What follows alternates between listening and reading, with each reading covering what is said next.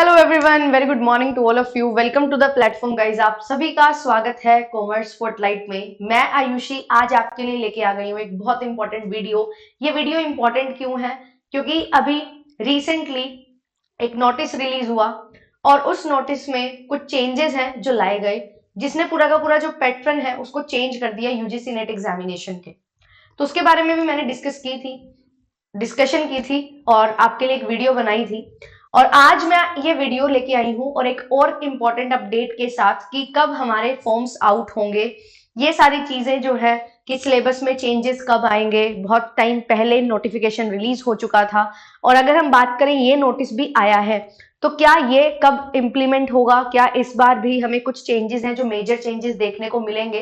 तो ये सारे जो डाउट्स हैं इस वीडियो में मैं आपके लिए सॉल्व करने वाली हूँ, क्योंकि अभी हमारे पास 70 दिन है। ये 70 दिन बहुत ज्यादा इंपॉर्टेंट है। आप इन 70 दिन को इस तरीके से नहीं यूज कर सकते कि आप अभी भी किसी ना किसी असमंजस में रहें और फिर अपनी तैयारी करते रहें। तो आपके लिए बहुत जरूरी है अपने माइंड को बिल्कुल क्लियर कर लेना कि एक्चुअल फैक्ट्स क्या हैं और किस तरीके से आपको पढ़ाई करनी है। तो ये वीडियो उसी पे आधारित रहेगी। फॉर्म्स कब आउट होंगे, सबसे बड़ा सवाल और एक बहुत ज्यादा प्रचलित सवाल है कि फॉर्म्स कब आएंगे। एग्जामिनेशन होता नहीं है और हमें नेक्स्ट साइकिल के फॉर्म्स की पड़ जाती है, तो वो चीज पे भी मैं डिस्कशन करूंगी।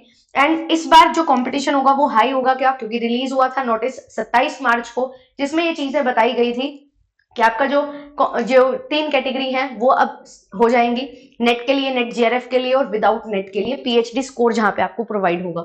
एंड तीसरी चीज कि क्या सिलेबस में कुछ चेंजेस होने वाले हैं। ये सारी चीजें हम डिस्कस करेंगे और ये सारी चीजें डिस्कस करने से पहले मैं आप बता देना चाहती हूँ अपने बारे में।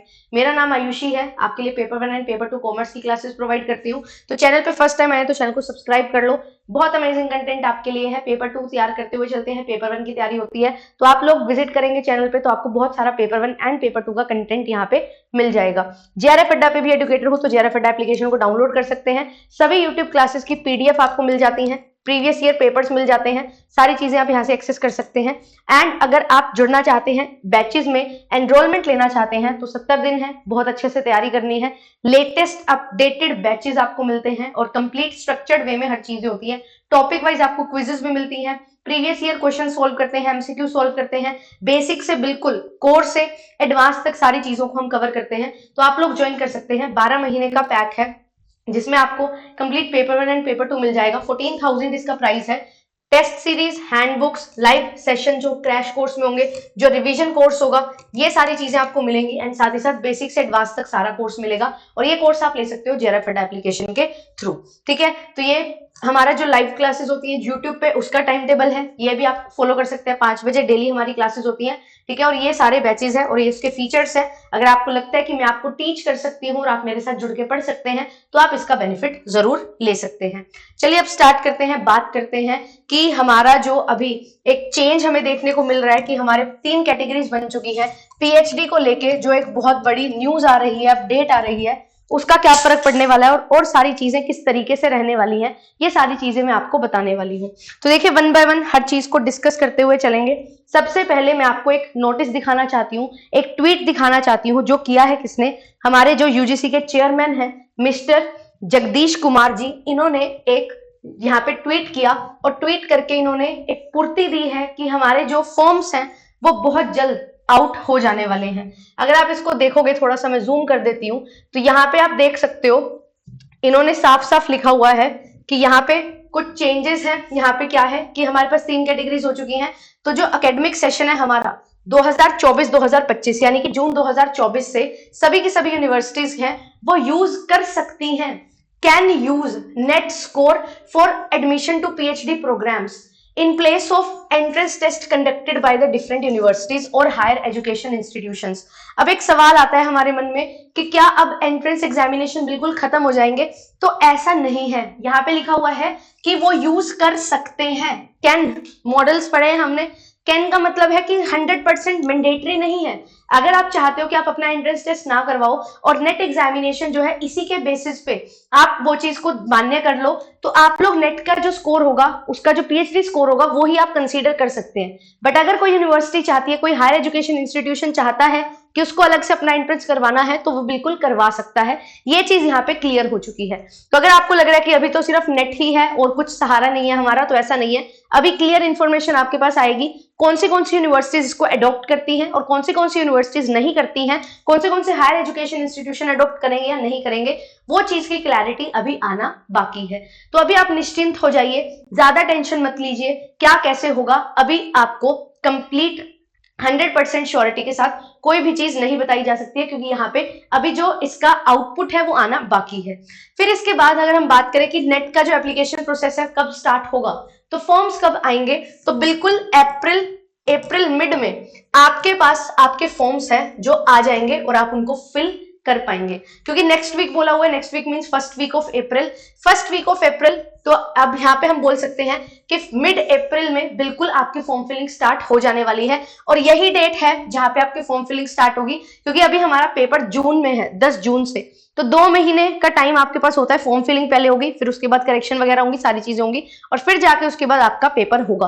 तो अभी 2 महीने पड़े हैं पूरे, तो मिड अप्रैल तक आपको वेट करना है, और मिड अप्रैल में आपका बिल्कुल 100% आ जाएंगे फॉर्म्स। ठीक है, तो ये चीज है, ये चीज हमें यहाँ पे दिखाई दे रही है। और अभी अगर मैं बात करूं कि हमारा जो सिलेबस है उसमें क्या चेंजेस हमें देखने को मिलने वाले हैं। अगर आप सोच रहे हो कि सिलेबस में चेंजेस आएंगे, तो सिलेबस में कोई भी चेंज हमें देखने को मिलने वाला नहीं है। सिलेबस में चेंज देखने को मिलने वाला नहीं है, ऐसा क्यों है? क्योंकि कोई भी इसके रिगार्डिंग अपडेट नहीं आई है। बट यस, आपको अब क्या चीज समझनी है, लेटेस्ट पैटर्न आप डिकोड करो। प्रीवियस 5 to 7 ईयर्स को ट्रेंड में जो चल रहे हैं, क्वेश्चंस पूछे जा रहे हैं जिस तरीके से, उसको एनालाइज करो। और उसको एनालाइज करके मैंने भी आपके लिए वीडियोस बनाई हैं, हम डेली प्रैक्टिस भी करते हैं 5 बजे। तो सिलेबस में कोई चेंज नहीं है as such, but yes question के पूछने का तरीका, क्वेश्चन में नए नए टॉपिक्स ऐड कर देना, जो क्वेश्चन है नए नए टॉपिक से बना देना, वो चीजें चल रही हैं। ठीक है, और वो चीजें ही नए चेंजेस हैं जो आपको देखने को मिलते हैं। तो ये चीज आपको ध्यान में रखनी है। और अब एक लास्ट क्वेश्चन हमारा है कि क्या हमारा जो कंपटीशन है वो बढ़ जाएगा, कंपटीशन इंक्रीज होगा क्या? तो देखो, अगर मैं बात करूं कि अगर हमारे पास जो डिफरेंट यूनिवर्सिटीज हैं वो नेट का रिजल्ट क्या कर देती हैं, मान लेती हैं कि हाँ, जो नेट में पीएचडी का स्कोर आएगा, जो 3rd कैटेगरी में लोग होंगे, वो लोगों का ही स्कोर हम अपने पीएचडी एंट्रेंस के लिए मान्य रखेंगे। तो वहां पे कंपटीशन बिल्कुल आपका ऑफ कोर्स इंक्रीज होने वाला है, क्योंकि अब जो लोग पहले नेट का एग्जामिनेशन नहीं देते थे, वो डायरेक्टली मास्टर्स के बाद पीएचडी एंट्रेंस देते थे, वो लोग भी अब नेट के लिए जरूर अप्लाई करेंगे, क्योंकि उनको अप्लाई करना पड़ेगा। जब वो लोग अप्लाई करेंगे तो बिल्कुल जो नेट का कंपटीशन है वो बढ़ेगा, क्योंकि आपका जो नेट का रिजल्ट जाता है वो मात्र 6% जाता है, और अगर मैं बात करूं जेआरएफ की तो वो मात्र 1% जाता है। अब कुछ लोग हैं जो नेट में नहीं बिल्कुल भी रुचि रखते, उनका कोई इंटरेस्ट नहीं है। अब वो लोग बेशक बहुत अच्छा पढ़ते हो, तो फिर भी अगर वो पेपर नहीं देते थे तो वहां पे उनके कोई चांसेस नहीं थे सिलेक्शन के। अब यहाँ पे वो पेपर देंगे, कोशिश करेंगे ज्यादा से ज्यादा स्कोर करने का, अच्छे से अच्छा स्कोर करने का, तो देयर आर चांसेस कि वो यहाँ पे आपकी सीट ले जाएंगे। तो कंपटीशन बढ़ेगा, पर इतना भी नहीं बढ़ेगा कि अगर आप बहुत ज्यादा अच्छे से पढ़ रहे हो फिर भी आपका सिलेक्शन नहीं होगा, ऐसा कुछ नहीं होने वाला है। अच्छे से तैयारी करते रहो, कंपटीशन हमेशा ही बढ़ता रहा है और बढ़ता रहेगा, क्योंकि जो एस्पिरेंट्स है वो बढ़ते जा रहे हैं। तो ये चीज को आपने ध्यान में रखना है और अच्छे से अपनी तैयारी करनी है। ठीक है, और इन डेप्थ चीजें पढ़नी है। ऊपर से पढ़ोगे तो वो चीजें नहीं रहेंगी, इन डेप्थ आपको चीजों को कवर करना ही पड़ेगा, वही चीज आपके लिए फ्रूटफुल होने वाली है। ठीक है, तो आपके लिए इस चैनल पे बहुत सारा कंटेंट है, बहुत अल्टीमेट कंटेंट है, उसको अच्छे से पढ़ो, इन डेप्थ चीजों को क्लियर करो, क्वेश्चन को अप्रोच करना सीखो, क्योंकि अगर आप क्वेश्चन को अप्रोच करना सीख जाओगे तो आपके लिए बहुत ईजी हो जाएंगी चीजें। हाँ, एक और चीज मैं यहाँ पे बता दूं, पेपर 1 और पेपर 2 किस पे ज्यादा इंपैक्ट पड़ने वाला है। तो अगर हम बात करें पेपर 1 और पेपर 2 में, तो देखो एंट्रेंस में पेपर 2 तो आपसे पूछा ही जाता है, पेपर 1 में ज्यादा पूछा जाता है रिसर्च, और रिसर्च ही पूछा जाता है। तो ये जो रिसर्च एप्टीट्यूड हमारी यूनिट नंबर 2 है ना, इसमें आपको बहुत एडवांसमेंट देखने को मिलेगा, तो यहाँ पे आपको काम करने की बहुत ज्यादा जरूरत है। ठीक है, रिसर्च से रिलेटेड जो भी आपके टॉपिक्स होंगे उन पे बहुत ज्यादा काम करने की जरूरत है। टूल्स है, न्यूमेरिकल क्वेश्चंस बनते हैं, ये सारी चीजें हैं। हाइपोथेसिस से बहुत अच्छे लेवल के क्वेश्चंस हैं जो बनने लगे हैं, तो ये आपको देखना है। और रिसर्च पेपर का भी लेवल बिल्कुल हाई होगा, बिल्कुल इंक्रीज होगा। और ये लेवल इंक्रीज होने का मतलब कभी भी ये नहीं होता कि आपने जो पढ़ा नहीं है वो पूछा जाएगा। बेसिक्स आपके हमेशा सेम रहते हैं, कोर हमेशा सेम रहता है, बट हाँ उस बेसिक्स को आपने कितना इन डेप्थ पढ़ा है, कितना अच्छे से पढ़ा है, वो ही यहाँ पे डिफरेंस क्रिएट करने वाला है। तो डरने की, घबराने की कोई बात नहीं है। जिनका अभी नेट क्लियर है उनको भी कोई दिक्कत नहीं है। आपका नेट लाइफ टाइम वैलिड रहता है, लाइफ टाइम वैलिड रहेगा। अगर आप किसी यूनिवर्सिटी में एडमिशन लेना चाहते हैं और वो बोलते हैं कि हम तो नेट का जो पीएचडी स्कोर है वही क्या करेंगे, देखेंगे, तो आपको उस स्कोर के लिए हर साल पेपर देना पड़ेगा। और अगर आपका एक साल में ही एडमिशन हो जाता है फिर कोई जरूरत नहीं है अगले साल पेपर देने की। अगर आपने मान लो दिसंबर में पेपर दिया था और अभी तक आपने कहीं पे भी एनरोलमेंट नहीं लिया है, और अगर आप चाहते हो इस स्कीम के तहत एनरोलमेंट लेना, तो आपको पेपर दोबारा देना पड़ेगा और आपका पीएचडी में स्कोर आएगा। अगर आप जाना चाहते हो वही पुराने तरीके से जो पहले वे फॉलो किया जाता था, तो आप वहां पे भी जा सकते हो, कोई दिक्कत वहां पे नहीं है। क्योंकि अभी यूनिवर्सिटीज ने कितना एक्सेप्ट किया है इस चीज को वो हमें नहीं पता है, वो डिसीजन अभी आना बाकी है। क्योंकि अगर कोई चीज बोली जाती है, बताई जाती है, तो सामने वाली पार्टी भी तो उसको एक्सेप्ट करेगी ना। अग्रीमेंट कब बनता है, जब प्रपोजल को एक्सेप्टेंस मिलती है। तो अभी प्रपोजल आया है, एक्सेप्टेंस अभी नहीं मिली है। जैसे सीयूईटी में है, सारी जगह तो सीयूईटी का स्कोर नहीं चलता ना, किसी किसी जगह पे चलता है, कहीं कहीं पे यूनिवर्सिटीज में चलता है। तो ऐसा ही सेम इसके साथ होने वाला है। तो अभी आपको थोड़ा सा धैर्य रखना है, अपनी अच्छे से तैयारी करते रहना है, अच्छे से जून 2024 के लिए तैयारी करते रहो, पढ़ते रहो। पेपर 1 पेपर 2 को बहुत डेप्थ में पढ़ने की जरूरत है। पर ऐसा नहीं है कि अब आप अगर पढ़ रहे हो, जैसे पढ़ रहे थे वैसे पढ़ते रहोगे तो सिलेक्शन नहीं होगा, आपका होगा। आप अपने ऊपर कॉन्फिडेंस रखो कि आपने जो पढ़ा है बहुत अच्छे से पढ़ा है, उसको अच्छे से रिवाइज करो, अच्छे से प्रीवियस ईयर एमसीक्यूज को प्रैक्टिस करो, मॉक टेस्ट लगाओ। अगर आप ये सारी चीजें कर रहे हो तो आपका सिलेक्शन कोई नहीं रोक सकता। बेशक आपके पास 60 दिन है, 70 दिन है। अगर आप बिल्कुल भी नहीं पढ़ रहे हो तो आपका सिलेक्शन कोई भी नहीं करवा सकता। ये भी बात बिल्कुल फैक्चुअल है और ये बिल्कुल सत्य है। तो ज्यादा इधर उधर जाने की जरूरत नहीं है। और अगर आपको ये चीज दिखाई दे रही है कि डायरेक्ट एंट्री पीएचडी में मिल रही है, कोई एंट्रेंस नहीं होगा, तो ये एक गलत फहमी है। इससे जितना जल्दी बाहर निकल सकते हो निकल जाओ। ठीक है, थोड़ा सा फैक्चुअल सोचा करो, थोड़ा सा एनालिटिकल सोचा करो। बहुत बच्चे बार बार कमेंट करते हैं कि मैम ऐसे है वैसे है। तो आप लोग खुद पढ़े लिखे हो, पोस्ट ग्रेजुएटेड हो या पोस्ट ग्रेजुएशन कर रहे हो, थोड़ा सा एनालाइज करना सीखिए। और अगर आप एनालाइज नहीं कर रहे हो तो इधर उधर मत भटकिए। एक वैलिड जगह पे जहां पे आपको विद डिटेल एनालिसिस चीजें बताई जाती हैं, वहां से आप जरूर ज्ञान लीजिए। इधर उधर से डायरेक्ट एंट्रेंस, डायरेक्ट एंट्री, बीच में से सारे एंट्रेंस एग्जामिनेशन हट गए हैं, खुशखबरी, ऐसा नहीं होता है। ठीक है, हर चीज बहुत मीटिंग्स के बाद डिसाइड होती है, और ये चीज भी बहुत सारी मीटिंग्स के बाद डिसाइड हुई है। तो अच्छे से फोकस रखो पढ़ाई करने पे।